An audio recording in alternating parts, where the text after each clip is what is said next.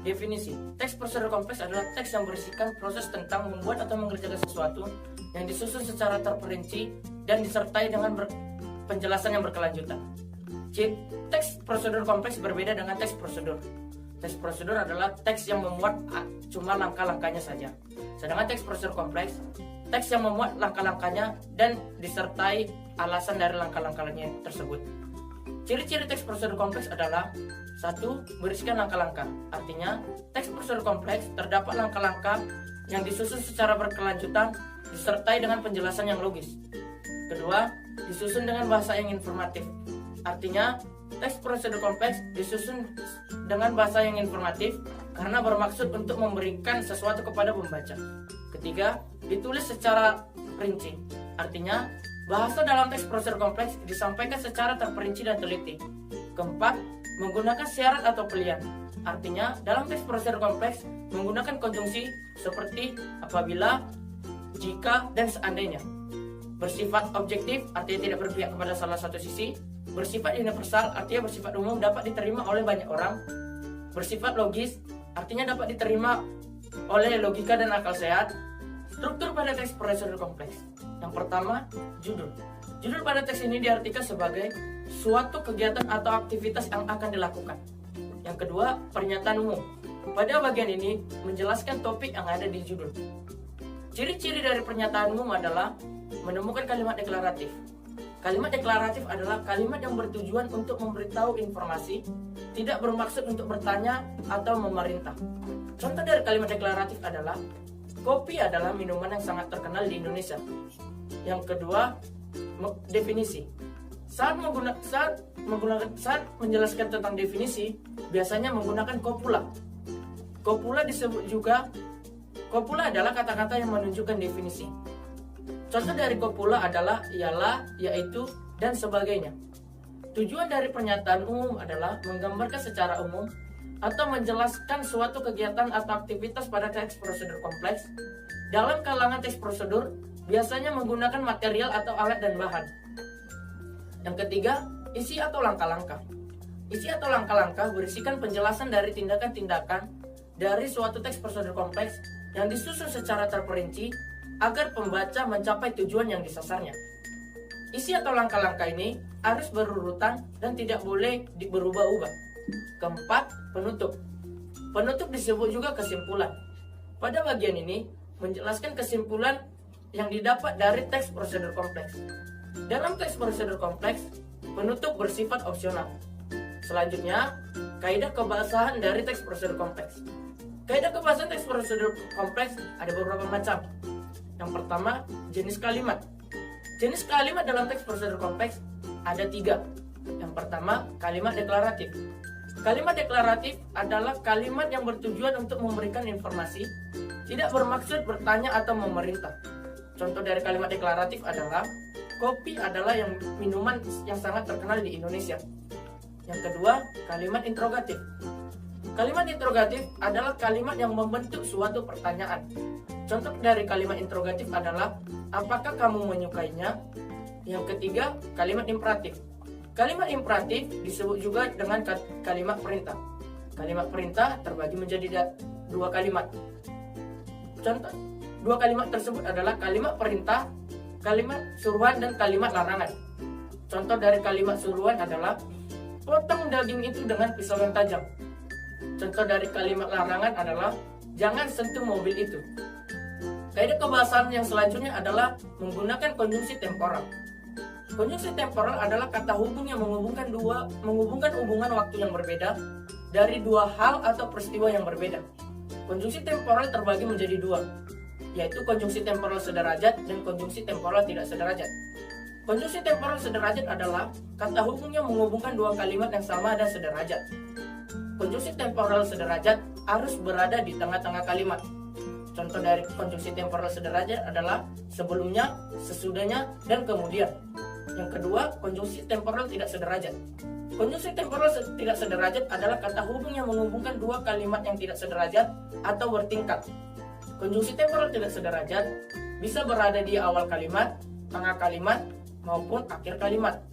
Contoh dari konjungsi temporal tidak sederajat adalah apabila, sambil, dan sebagainya. Kaidah kebahasan teks prosedur kompleks selanjutnya adalah menggunakan verba dan nomina. Verba disebut juga dengan kata kerja dan nomina disebut juga kata benda. Verba terbagi menjadi beberapa macam. Yang pertama, verba imperatif. Verba imperatif adalah verba yang membentuk kalimat perintah. Contoh dari verba imperatif adalah ambil. Contoh kalimatnya, ambillah air itu. Yang kedua, verba transitif. Verba transitif adalah verba yang membutuhkan objek. Contoh katanya, bermain. Contoh kalimat dari verba transitif adalah saya bermain bola, yang dimana bola itu merupakan objek dari kata bermain. Yang ketiga, verba intransitif. Verba intransitif adalah verba yang tidak membutuhkan objek. Contohnya, menangis. Kata menangis dapat diubah menjadi verba transitif apabila kata menangis diubah menjadi kata menangisi, karena harus dibutuhkan objek setelah kata menangisi. Contoh kalimatnya adalah saya menangisi kepergiannya. Selanjutnya, nomina. Nomina adalah kata yang menunjukkan nama benda yang dapat dirasakan oleh alat indera. Nomina dapat dibentuk oleh bentukan kata menggunakan rumus. Yang pertama, kata dasar ditambah imbuhan an. Contoh katanya makanan dan minuman. Yang kedua, imbuhan p ditambah kata dasar. Contoh katanya adalah pelari, pemain, dan pengemudi. Selanjutnya, imbuhan p ditambah kata dasar ditambah imbuhan an. Contoh katanya adalah perjalanan. Selanjutnya, pronomina. Pronomina adalah kata ganti untuk menggantikan nama orang dan benda. Contoh dari pronomina adalah saya, aku, anda, beliau, sana, sini, itu, ini, ku, nya. Halo teman-teman, di sini saya akan memberikan contoh teks prosedur kompleks, yaitu cara mengedit foto dengan PixArt. Saat ini teknologi sudah semakin berkembang dan sangat membantu kita sebagai pengguna teknologi. Contohnya dalam mengedit foto. Sekarang mengedit foto adalah hal yang mudah, dan bahkan kita tidak perlu mengurus tenaga kita untuk pergi ke studio foto, karena kita bisa menggunakan aplikasi PixArt melalui gawai. Nah, apa itu aplikasi PixArt? PixArt itu adalah sebuah aplikasi pengedit foto yang bisa kita gunakan di perangkat iOS atau Android. PixArt didirikan pada November 2011 oleh programmer Armenia dan pengusaha Armenia. Nah, salah satu kegunaan aplikasi PixArt dalam mengedit foto adalah mengubah background foto kita. Misalnya, kita mempunyai foto yang berlatar belakang halaman sekolah. Tapi dengan aplikasi PixArt ini kita bisa mengubahnya dengan tempat-tempat lain seperti Menara Eiffel, Gedung Putih, pemandangan pantai, dan lain-lain. Nah, sebelum kita masuk ke langkah-langkah proses pengeditan foto, apakah Anda tahu overlay? Overlay adalah sebuah proses penyatuan data dari lapisan layer yang berbeda. Secara sederhana, overlay disebut juga sebagai operasi visual yang membutuhkan lebih dari satu layer untuk digabungkan secara fisik. Nah, adapun langkah-langkah dalam mengedit foto menggunakan overlay dengan aplikasi PixArt adalah sebagai berikut. Yang pertama, tentunya Anda harus memiliki aplikasi PixArt tersebut. Jika belum, Anda harus menginstal aplikasi tersebut di aplikasi Play Store dan App Store. Nah, setelah Anda menginstal aplikasi tersebut, Anda bisa membukanya dan memilih menu edit. Nah, di sini Anda memilih foto untuk dijadikan sebagai overlay. Anda bisa memilih foto yang akan Anda edit di galeri gawai Anda. Nah, setelah Anda memilih foto yang akan Anda edit, Anda akan disuguhi beberapa fitur. Untuk mengedit overlay, Anda harus mengklik fitur yang bernama Add Photo. Nah, setelah Anda memilih foto, Anda akan memilih foto dari galeri Anda yang hampir mirip dengan foto Anda yang pertama. Nah, setelah itu di sini Anda terlihat bahwa ada perbedaan antara foto Anda yang pertama dan foto yang kedua. Foto yang pertama adalah background Anda, foto yang kedua adalah foto yang kecil. Nah, sekarang Anda memiliki dua gambar yang serupa tapi tidak sama.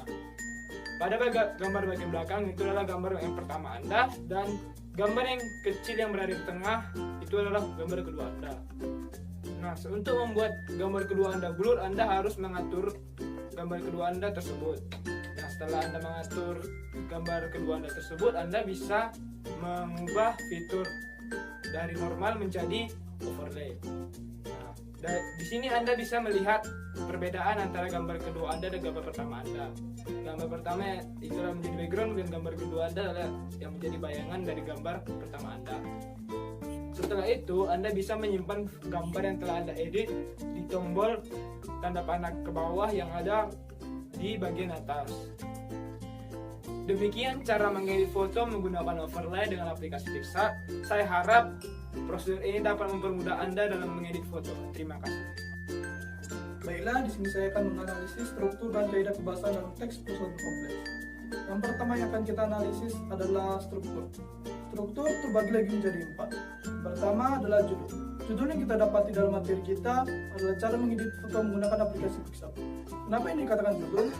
Karena di dalam materi kita membahas tentang cara mengedit foto menggunakan aplikasi PicsArt. Yang kedua adalah pernyataan umum. Pernyataan umum yang kita dapat dalam materi kita adalah dimulai dari kalimat saat ini hingga ke digabungkan secara fisik. Dan yang ketiga adalah isi atau langkah-langkah. Pada bagian ini kita dapat dalam materi kita adalah dimulai dari kalimat adapun langkah-langkah hingga ke digabungkan hingga ke tersimpan dalam galeri Anda. Lalu yang keempat dan terakhir yaitu penutup. Pada bagian ini yang kita dapat dalam materi kita adalah dimulai dari kalimat demikian hingga ke dapat membantu Anda. Dan yang kedua adalah kaidah kebahasan. Kaidah kebahasan dibagi menjadi 4 bagian.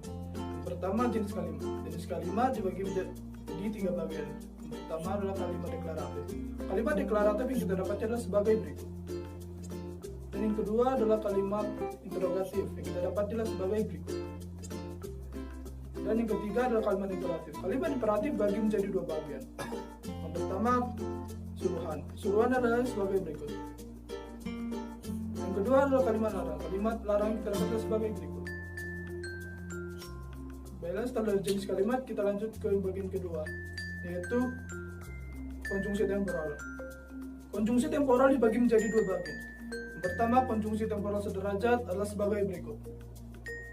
Konjungsi temporal tidak sederajat adalah sebagai berikut.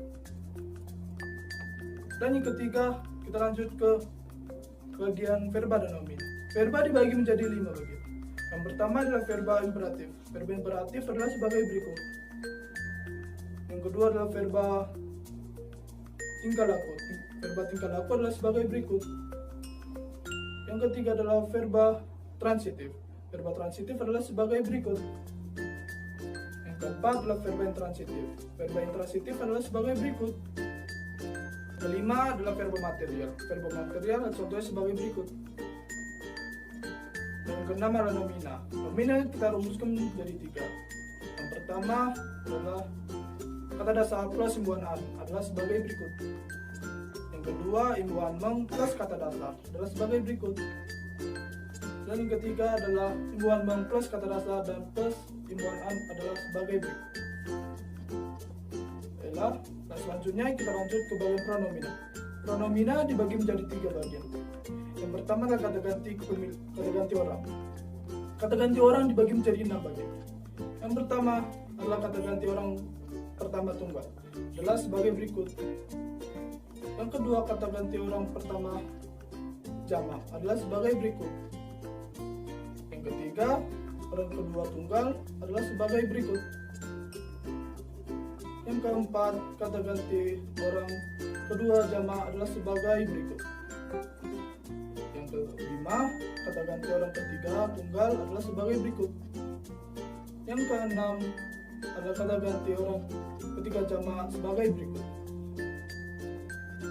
Setelah dari kata ganti orang, kita lanjut ke bagian kata ganti kepemilikan adalah sebagai berikut. Dan yang terakhir adalah kata ganti benda atau penunjuk, contohnya adalah sebagai berikut. Demikianlah hasil dari video pembelajaran materi teks prosedur kompleks, yaitu cara mengedit foto melalui aplikasi PicsArt. Semoga video ini dapat membantu bagi kita semua. Sekian, terima kasih.